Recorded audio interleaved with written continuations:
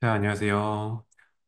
자, 오늘은 우리가 UXY 디자인 단계에서 굉장히 중요하게 생각해야 할 이 디자인 시스템에 대해서 이야기를 나눠보도록 할 건데요. 자, 이 디자인 시스템이란 것은 현재 모든 UXY 디자인 업계에서 굉장히 중요한 화두라고 보시면 돼요.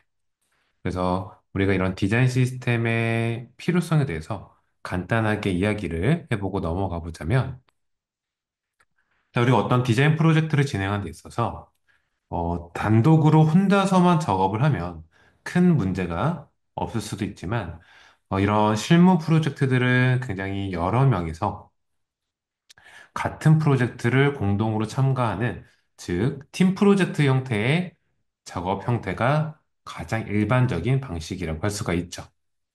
자, 이런 상황에서 우리는 어떤 상황을 만날 수가 있게 되냐면, 자, 예를 들어, 하나의 프로젝트에 참여한 두 명의 디자이너가 각각의 디자인을 동시에 진행하고 있을 때 어떠한 약속된 바 없이 그냥 내가 사용하고 싶은 컬러들을 마음대로 업무에 사용해 보았다라고 한번 가정을 해보도록 할게요.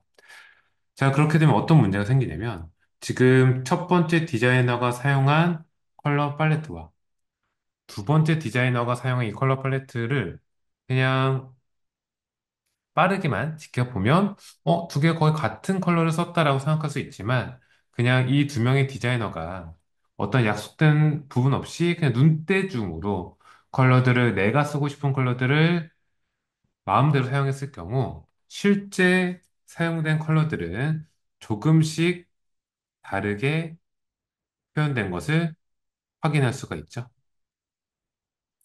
자, 이렇게 되어버리면 나는 같은 어두운 그레이를 썼고, 덜 어두운 글을 썼지만 서로 생각하는 바가 다르기 때문에 실제 이것들이 화면에 모여져서 하나의 이제 프로젝트를 완성을 시킨다 했을 때는 그 컬러들이 사용된 디자인 화면들은 각각의 디자이너가 작업한 화면마다 전혀 다른 분위기를 형성할 수가 있게 되겠죠. 자, 이렇게 팀 단위 작업에서 공통된 디자인 자산을 확충하고 우리가 같은 마인드셋을 가지고 하나의 프로젝트를 동일한 컨셉으로 진행하기 위해서는 중구난방으로 작업하는 것이 아니라 자, 우리가 사용한 이 디자인 프로젝트에서는 이러한 약속을 지켜서 이러한 규칙을 기반으로 한 디자인을 하자라고 그 규칙을 명시하고 규격화시키는 과정을 이제 디자인 시스템이라고 할 수 있어요. 자, 그래서 디자인 시스템은 모든 디자인 프로젝트에서 활용되고 있는 최근에 특히나 다양한 기업들이 이 디자인 시스템을 구축하는데 노력을 많이 하고 있죠. 그래서 이런 iOS를 살펴보면은 여기서도 기본적으로 우리가 사용할 수 있는 디자인 시스템의 가장 기본적인 단위는 이러한 타이포그래피를 우리 프로젝트에서 어떤 타이포를 어떤 시점을 어떤 옵션을 가지고 사용할까라는 약속과 자, 컬러들의 경우들도 우리가 이 컬러들을 어떤 상황에서 어떤 목적으로 어떤 컬러들을 사용할까에 대한 약속을 다 정해놓게 되죠.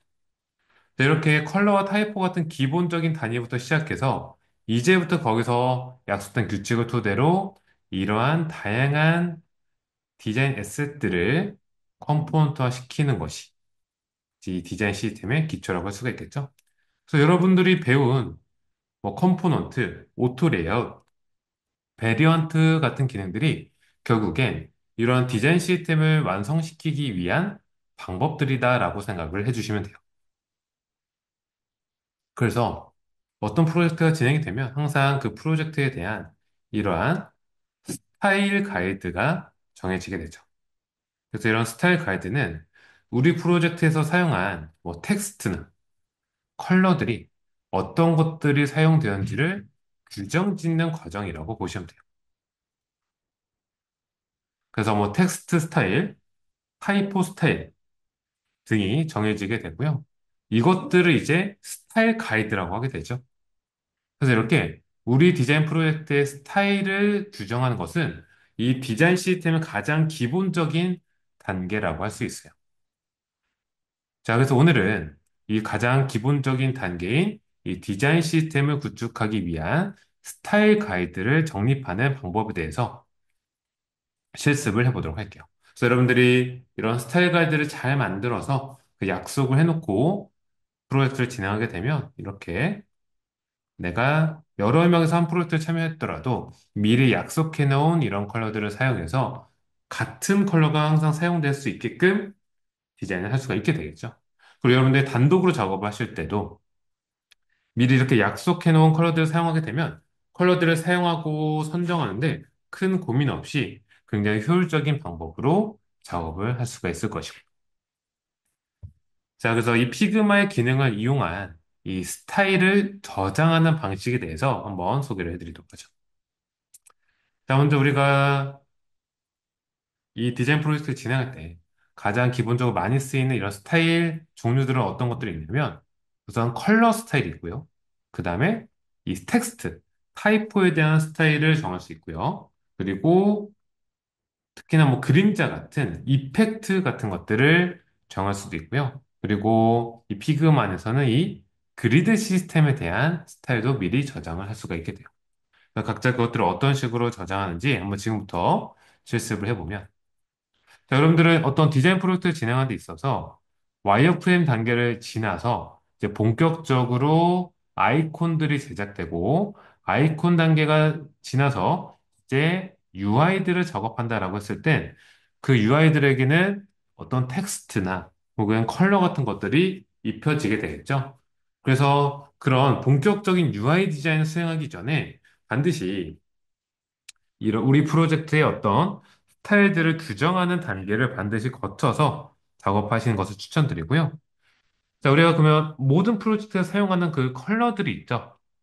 그래서 그 컬러들을 먼저 한번 스타일로 지정을 해보도록 할게요. 자, 그러면 이제 컬러들도 모든 프로젝트마다 그 사용하는 컬러가 굉장히 다양하게 사용될 수 있는데 거기서 모든 프로젝트마다 공통적으로 사용되는 컬러라고 한다면 이제 화이트부터 블랙까지 사용되는 이 그레이스케일 계열들을 이야기해 볼 수가 있게 되겠죠. 그래서 이런 쭉 이어지는 이 명도 단계의 그레이스케일들도요, 그냥 내 마음대로 눈대중으로 사용하는 것이 아니라 미리 약속을 해놓고 사용하시는 것이 좋다라고 할 수 있어요. 자, 그러면 이 명도들을 한번 저장을 이제 해보도록 할게요. 그래서 이 스타일을 지정한다는 건 결국엔 이 컬러 옵션을 스타일이라는 기능을 이용해서 저장한다라고 생각을 해주시면 돼요. 자, 그 스타일을 저장하는 방법은 첫 번째로 그레이스케일의 경우 화이트부터 시작해 주시면 되고요. 자, 이 화이트의 경우가 이 헥스 코드는 이렇게 저장이 되죠. 자, 그러면 먼저 하나하나 저장하시는 것이 아니라 내가 저장할 컬러들을 세팅하는 것을 먼저 추천드려요. 자, 그래서 옆에다가 이 컬러 칩을 하나 더 복사하셔서 이번에는 이 화이트에다가 블랙을 10%만 섞어보도록 할게요. 자, 그리고 계속 이것들을 복사하셔서요. 10%씩 늘려주세요. 그러면 그 과정이 쭉 연결되어서 100%까지 다가가게 되겠죠?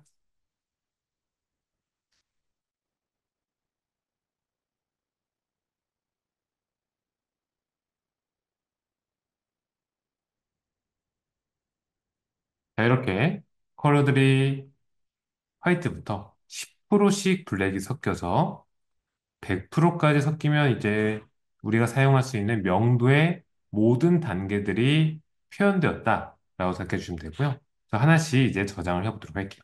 자, 이것들을 저장하는 방법은 자, 화이트부터 한번 시작해 보도록 하죠. 자, 그래서 컬러를 스타일로 저장할 때는 이 필 값에서 저장할 수가 있게 되고요. 이 필에서 보시면은 우측에 apply style and variable이라는 기능이 있어요.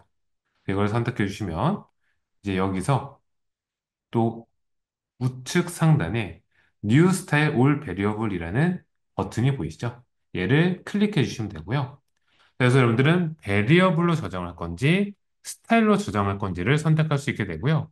자, 먼저 스타일은 우리가 디자인 단계에서 주로 활용되는 어떤 방안이고 이제 저장하는 방식이라고 보고요. 베리어블은 이제 개발까지 연동될 수 있는 이제 개발 단위에서 조금 더 적극 사용될 수 있는 스타일 개념이라고 생각을 해주시면 돼요. 이 베리어블이라는 기능은 추후에 우리 또 영상을 통해서 배워볼 거니까 오늘은 이제 디자인 단계에서 활용될 수 있고 여러분들이 무료 계정에서도 손쉽게 활용할 수 있는 이 스타일이라는 옵션을 이용해서 저장해 보도록 할게요.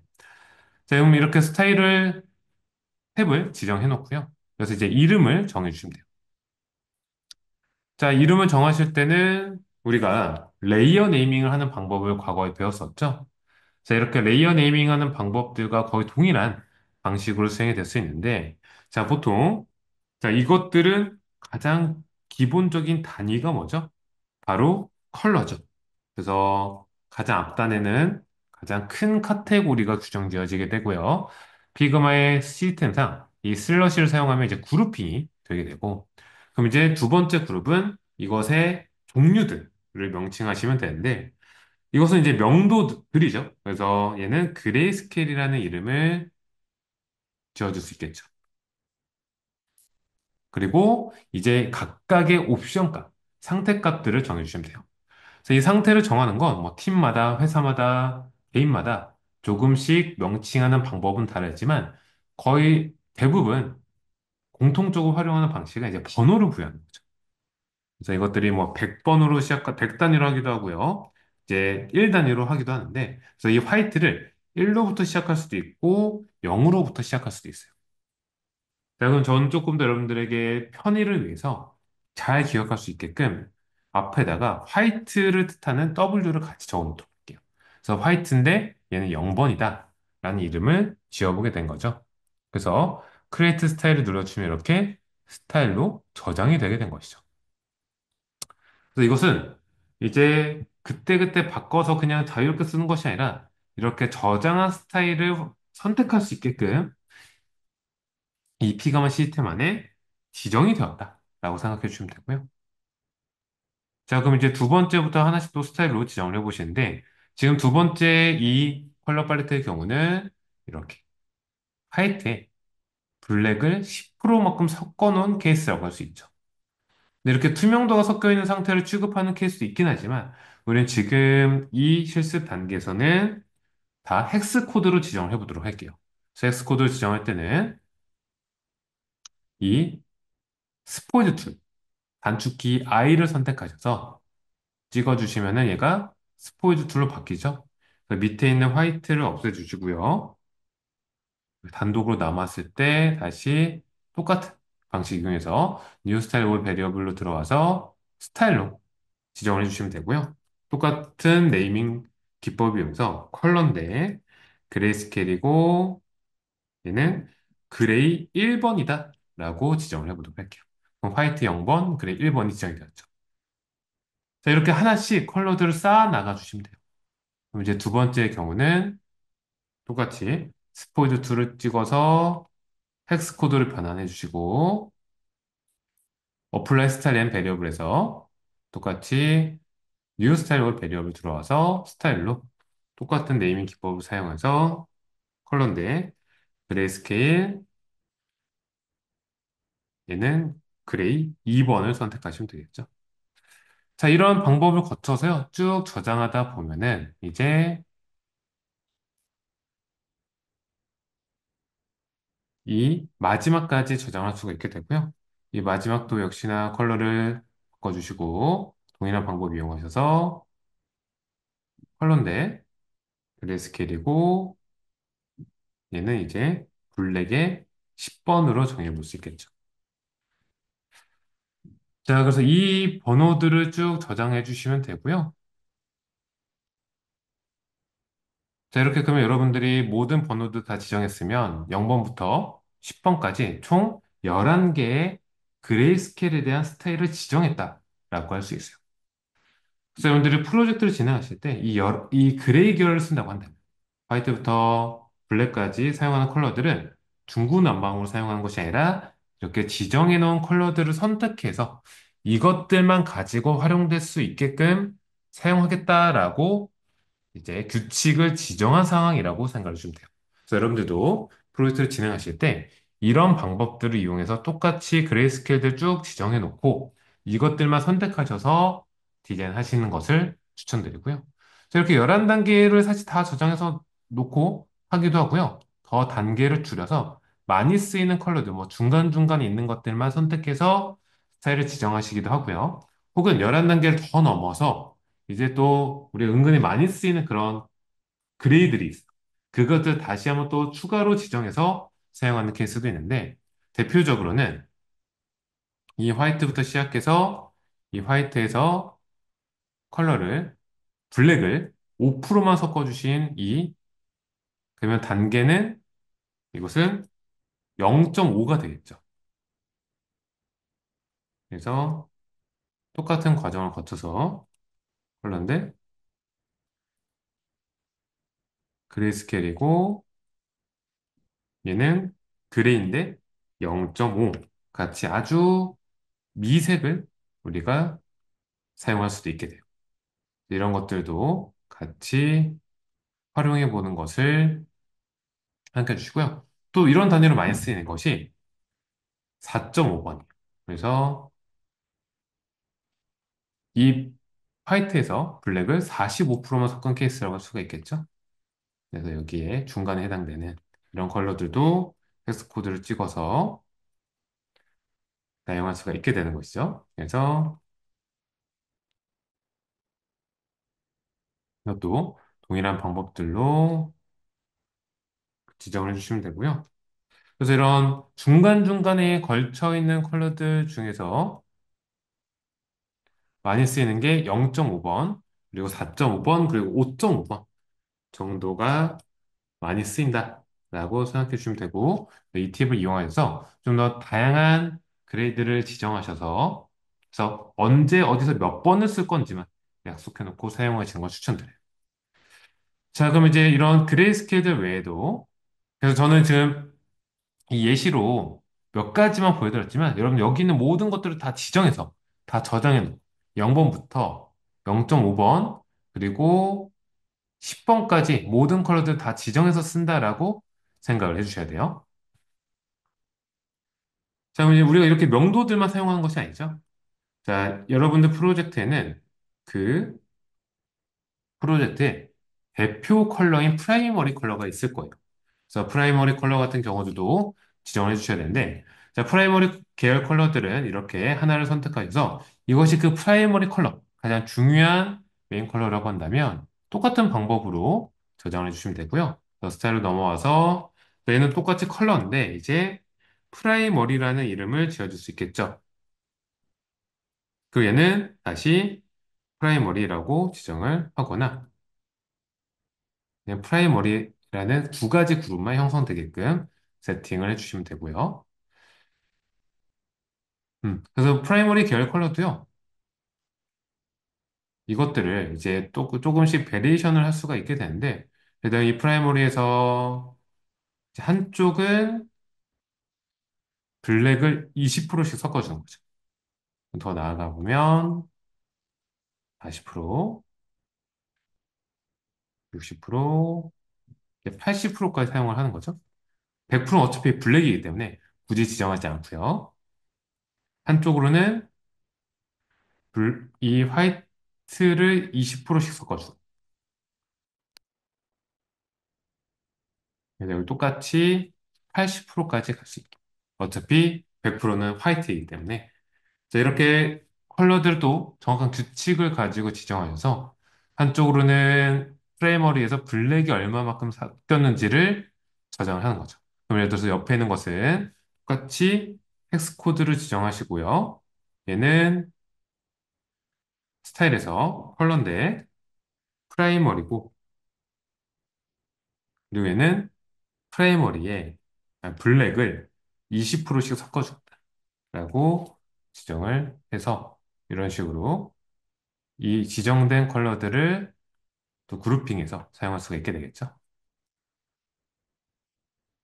그럼 이제 이렇게 퍼센트로 기입하시거나 번호를 기입하셔서 한쪽은 화이트에 대한 수치와 블랙에 대한 수치도 입력하셔서 프라이머리 계열 컬러도 아무렇게나 사용하는 것이 아니라 이렇게 지정해 놓고 사용을 하실 수가 있게 되고요.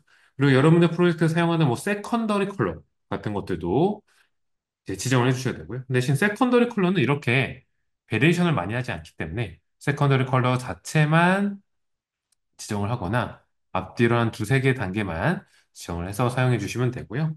그리고 뭐 이런 에러 컬러는 대기 컬러 같은 뭐 옐로우나 이런 레드 같은 것들도 이런 시스템 컬러라는 이름으로 지정해서 사용할 수가 있게 되죠. 자, 이렇게 그러면 스타일들을 우리가 지정을 했는데, 그럼 이제 스타일을 이제 적용시키는 방법을 설명을 드리면, 예를 들어서 어떤 도형에 어떤 컬러 이렇게 사용을 했는데, 얘를 내가 저장해 놓은 스타일로 사용하고 싶다라고 하실 땐, 이 우측에 있는 어플라이 스타일 베리어블에서 내가 이제 지정해 놓은 스타일들 쭉 목록이 뜨게 돼요. 여기서 내가 원하는 컬러를 선택해 주시면 돼요. 그리고 이렇게 내가 지정한 이름 값으로 컬러가 나타나게 되죠. 그럼 여러분들 이제 스타일을 사용하시게 된 것이고요. 자, 이 스타일을 사용하지 않고 싶다라고 하실 때는 여기 디태치 스타일을 눌러주시면 이제 스타일 값이 다시 일반 이 필 값으로 돌아오게 되죠. 그래서 여러분들 원하는 컬러로 다시 변경을 할 수도 있고요. 그리고 이제 지정된 스타일은 이 스타일 패널 안에서 여기 에디트 스타일을 눌러서 제거하거나 아니면 옵션 값들을 다시 한번 조절할 수 있어요. 이것들을 처음에 여러분들 잘못 입력했더라도요. 다시 수정하셔서 상황에 맞게끔 활용을 해주시면 되고요. 자, 그래서 이렇게 컬러를 지정하는 방법들에 대해서 소개를 드렸고요. 자, 그러면 두 번째 또 많이 하는 것이 이런 텍스트를 스타일로 저장하는 방식에 대해서 소개를 드려보도록 할게요. 자, 보통 타이포그래피라고 하는 이 우리 프로젝트에 사용하는 이런 모든 텍스트 스타일들은 보통은 여러 단계의 섹션이 구분되게 되는데 대표적으로 모든 프로젝트마다 사용되는 범위라고 한다면 바로 제목과 본문이 있죠. 그래서 적어도 여러분들도 이 제목과 본문은 구분해서 사용하시게 될 거예요. 그래서 뭐 예를 들어 뭐 디스플레이 용도, 뭐 시스템 용도 이런 식으로 훨씬 더 이 분류를 다양하게 작업을 할 수도 있고요. 이렇게 두 가지 정도로만 구분시켜서 사용을 할 수도 있죠. 그래서 이런 사항들도 한번 우리가 고려를 해보도록 할게요. 자, 먼저 처음에 사용되는 이 타이틀 같은 경우 타이틀의 경우는 보통은 헤딩이라고 표현을 하거나 혹은 그냥 타이틀로 표현을 하는 경우도 있죠. 어쨌든 그것이 어떻게 표기되든 여러분들 프로젝트에는 대제목의 역할을 하는 것과 그리고 많으면 이제 중제목이라는 형태가 들어가게 될 거고요. 그리고 소제목이라는 형태까지 표현될 수 있겠죠. 그럼 내 프로젝트에 대제목과 중제목과 소제목은 어떤 것들을 사용할지를 이 스타일을 통해서 지정한다라고 생각을 해주시면 돼요. 그래서 이것들 나열시켜 보고, 자, 옆에 있는 것을 한번 보면, 자, 대제목의 경우는 내가 이 프로젝트에서 인터체에 32포인트에 얘들아 볼드를 사용하고 싶다. 라고 가정해 보고요. 그러면 이제 자간이나 행간 같은 것들도 우리가 내 마음에 맞게끔 지정해 주시면 되는데, 보통 이렇게 제목으로 사용되는 경우는 폰트마다 다르고 프로젝트마다 다르긴 하지만, 또 이렇게 마이너스 형태를 많이 적용시키는 편이죠. 저는 마이너스 2% 적용시켜 봤고요. 얘는 일단 오토로 남겨두었어요. 자, 그럼 이 상황이 내가 딱 제목으로, 대제목으로 사용하고 싶은 상황이다라고 가정하신다면, 이 상태를 바로 여기 어플라이 스타일을 눌러주셔서 저장을 해주시면 돼요.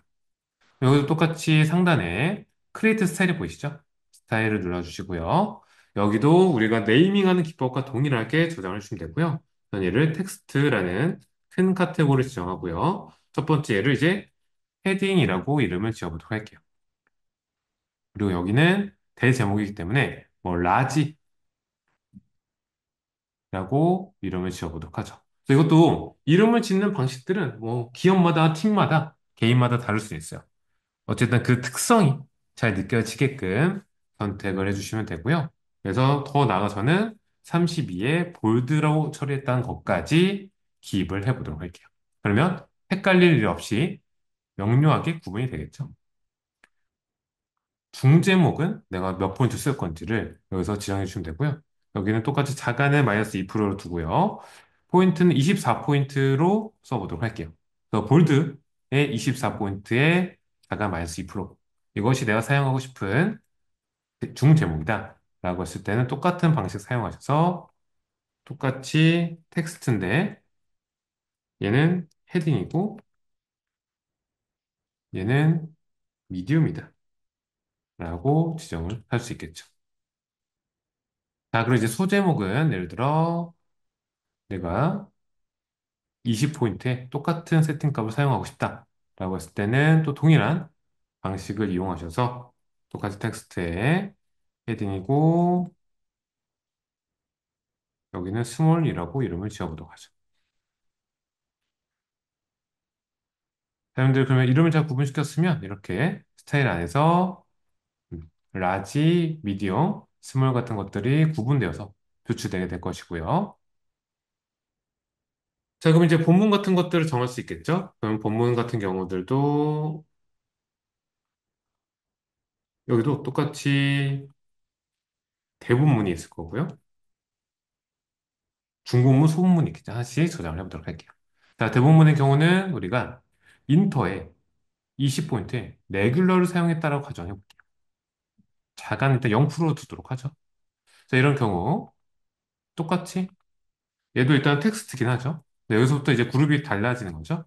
여기서는 이제 바디로 이름을 짓도록 하고요. 얘는 이제 대본문이기 때문에 여기서 이제 라지라고 이름을 지어주시면 되고요. 그 다음, 예를 들어 중본문의 경우는 뭐 중본문이 사용되는 경우도 있고 아닌 경우도 있어요. 만약 사용이 된다라고 가정해 볼 경우 얘를 16포인트로 지정할게요. 똑같이 레귤러의 0%로 정해 놓으셨으면은 똑같이 텍스트에 바디에 미디움이라고 이름을 지어주시면 돼요.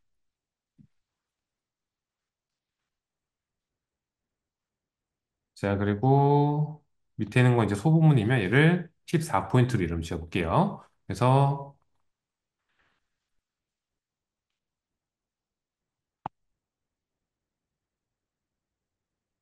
자, 동일한 방식 사용하셔서 근데 근데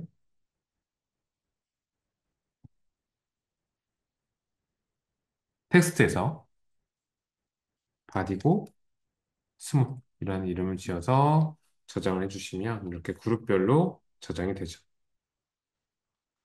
그래서 저는 이제 빠른 예시를 위해서 이렇게 6가지 정도의 구분을 시켜 보았지만 실제 프로젝트는 이것보다 훨씬 더 많은 경우의 수가 정리가 될 수 있겠죠.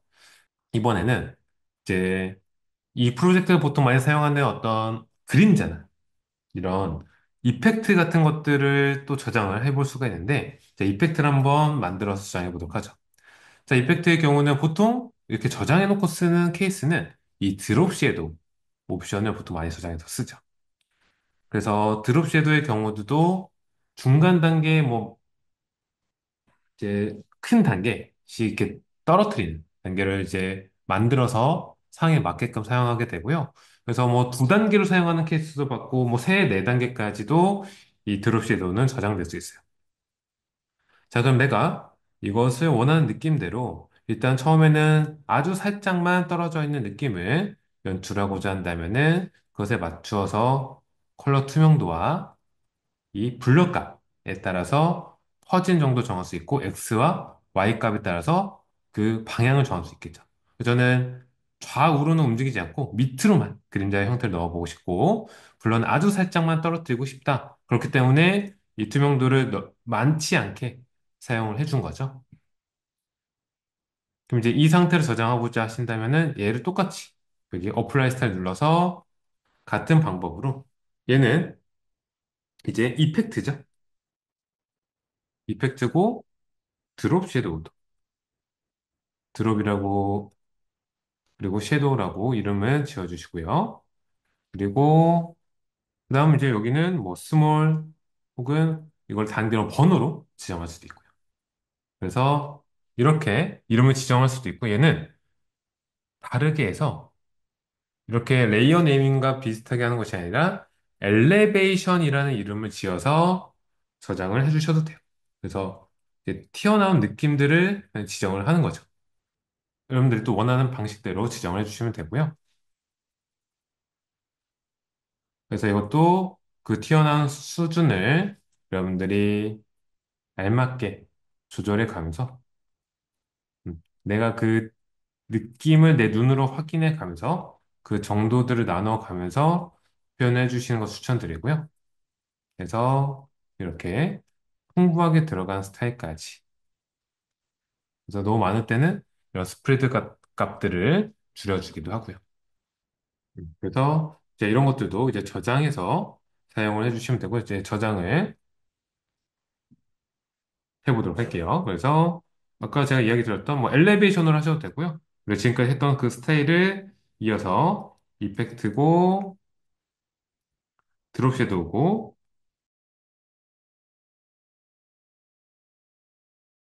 이거는 번호 단계로 표현을 해서 이렇게 1, 2, 3이 될 수 있게끔 지정해 주시면 여러분들이 이펙트에 대한 저장도 해볼 수가 있게 되고요. 또 추가로 할 수 있는 것들은 이 그리드 시스템이라는 게 있어요. 그래서 여러분들이 작업하는데 사용되는 이 그리드 방향들 있죠. 예를 들어서 우리가 이렇게 컬럼의 모바일 환경에서 많이 쓰이는 4단 디자인을 선택했다라고 하신다면 이제 이것을 이런 식으로 이제 지정을 해놓게 되겠죠? 4단의 마진은 20, 겉어도 20으로 잡았다. 라고 했을 경우, 이 상태를 내가 기억해놓고 그때그때 적용시키는 것이 아니라, 얘도 똑같이 어플라이 스타일 하셔서, 이번에는 뭐, 4단이니까, 4단, 뭐, 그리드라고 저장을 해서 사용을 해볼 수도 있게 되겠죠. 그래서 보통은 우리가 이렇게 스타일로 저장해놓고 사용되는 것은 컬러, 그리고 타이포, 그리고 그림자와 관련된 이펙트, 그리고 이런 그리드 시스템 정도를 저장해 놓고 사용해 주시면 되고요. 그래서 이런 스타일을 지정하는 방식은요, 어떤 디자인 시스템을 구축하는 데 있어서 가장 기초가 되는 첫 번째로 해야 할 단계라고 보시면 되고요. 그래서 처음에 이렇게 저장을 하는 것이 조금 번거롭다고 생각이 들더라도요. 처음에 잘 저장을 해 놓으시면 추후에 여러분들 디자인 스타일을 만들고 디자인 시스템을 구축하는데 굉장히 효율적으로 작업을 할 수가 있게 될 거예요. 자, 그래서 이렇게 UI 디자인 단계를 시작하신 분들은 꼭 이 스타일을 지정시키는 기능을 이용하시기를 추천드리고요. 자, 그래서 앞으로는 우리가 이런 디자인 시스템을 구축하기 위한 과정들과 그리고 더 나아가서는 이제 프로토타이핑에 대한 기능들을 계속 업로드를 하도록 할게요. 그래서 저희 뭐 수강 관련 상담 문의나 혹은 저희 실습 파일이 필요하신 분들은 댓글을 통해서 남겨주시거나 혹은 저희 이메일 주소 그리고 공식 인스타그램 아이디 통째로 메시지를 주시면 상세하게 안내를 도와드리도록 할게요. 자, 그럼 저희 네, 수업은 여기서 마무리 지어보도록 할게요.